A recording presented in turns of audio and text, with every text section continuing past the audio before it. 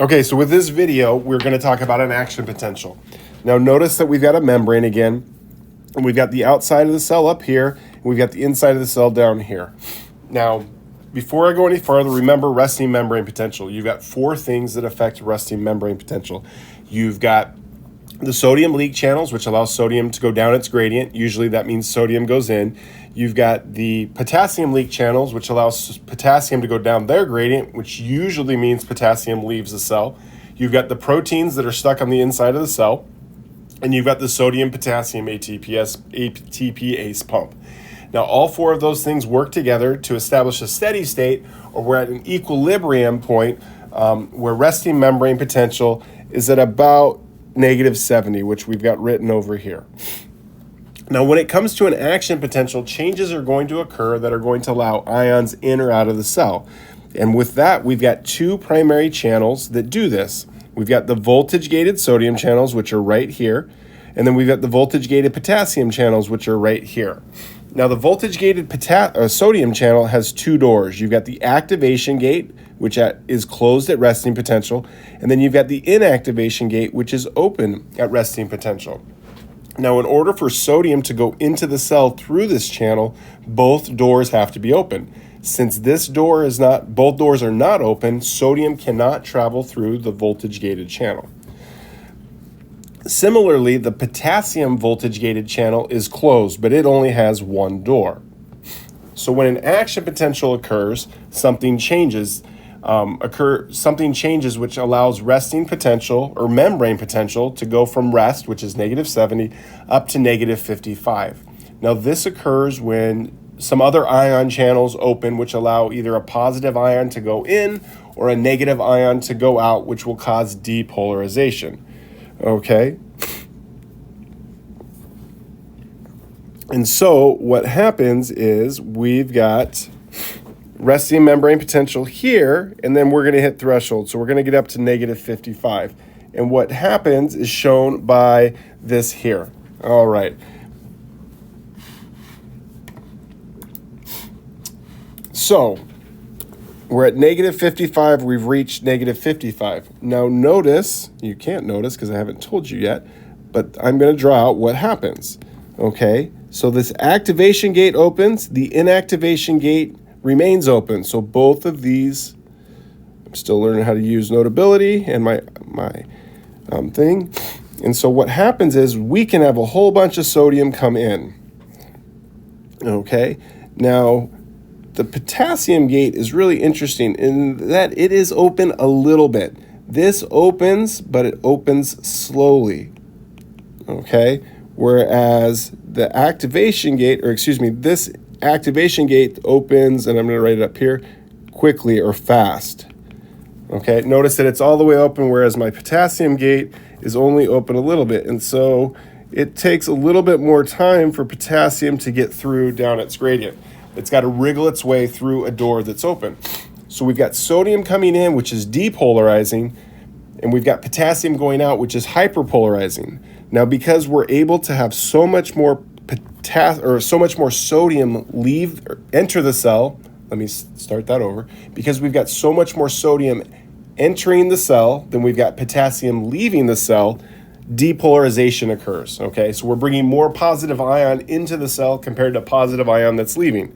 And so depolarization occurs, which gets us up to here at +30. When we get to +30, things change. And so this is depolarization. Okay, so I'm just going to put a D here, and we'll write it out, depolarization. And this is due to, so depolarization occurs due to sodium influx. Okay, that's what causes this. All right, and so we go from -55 up to +30. So on to the next. So again, I'm going to redraw this here, and we're up to +30. All right, so then we've got repolarization. All right, so what happens during repolarization is that this activation gate remains open, but the inactivation gate closes. Okay, so this is what changes here. As a result, sodium is not able to go into the cell. However, with the potassium channel, it's all the way open now, so we can have a lot of potassium leave the cell. So this one is now open, and so this changes. And so as a result, because we don't have any extra sodium going into the cell, but we have extra potassium leaving the cell, we're repolarizing. So we're getting to here, okay? And so I'm gonna rotate this so I can write. So this is repolarization. So repolarization, sorry for my messy writing, occurs due to potassium efflux. Okay? Potassium is leaving the cell. Once we get down to -70, what's really interesting is everything resets. Okay? So this activation gate that was open now closes. The inactivation gate opens. Okay, so we're going to open. But because only one of the gates is open, or the sodium can't move through that voltage gated channel. And then we've got potassium, and potassium closes, but it closes slowly.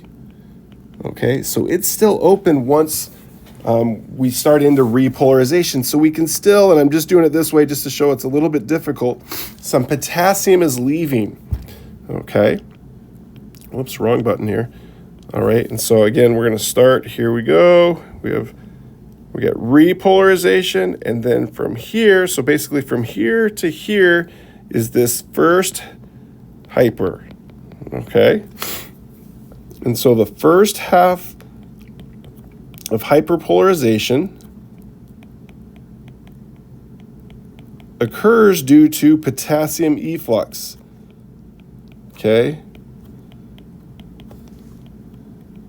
And that's because, and that potassium efflux can occur because this voltage-gated potassium channel closes slowly. All right. Next, we have the second half of hyperpolarization. Nothing changes with the the voltage-gated sodium channel. However, the potassium gate is now fully closed. And so potassium is not able to leave the cell through the voltage-gated channel. I want to go back to what I said at the very beginning. The leak channels are still open. The pump is still working. So potassium is still able to leave the cell through those leak channels. The sodium is able to come in, or sodium is able to come in through its leak channels, and then the pump is working to get them back where they came from. All right, and so we go here.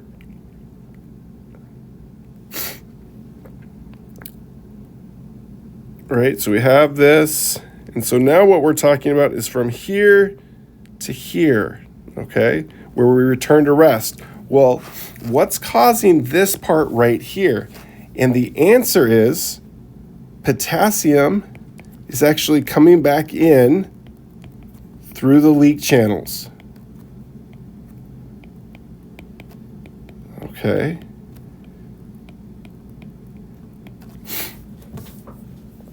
And let me write second half of hyperpolarization.